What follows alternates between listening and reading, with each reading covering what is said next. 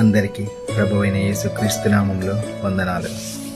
హల్లెలూయా ministries వారి దేవుని శుభవార్త. కీర్తనలు 104వ అధ్యాయము 33వ వచనం. నా జీవిత కాలమంతయు నేను యెహోవాను కీర్తనలు పాడేదను, నేనున్నంత కాలము నా దేవుణ్ణి కీర్తించేదను.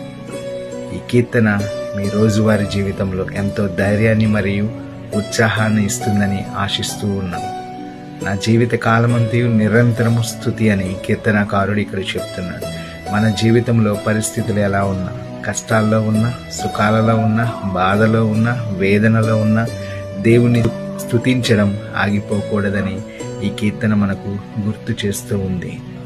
ఈ కీర్తన ద్వారా ఇంకా మనం నేర్చుకోవాల్సినది ఏమనగా, బాల్యంలో దేవుని కృపను చాటడానికి, యవ్వనంలో ఆయన శక్తిని ప్రచురించడానికి, వృద్ధాప్యంలో ఆయన నమ్మకత్వాన్ని సాక్ష్యం ఇవ్వడానికి, అంటే జీవితం ప్రతి దశలోనూ దేవుని స్తుతించడం ఒక అలవాటుగా మారాలని ఈ కీర్తన అర్థముగా మనకు చెప్పుతూ ఉన్నది.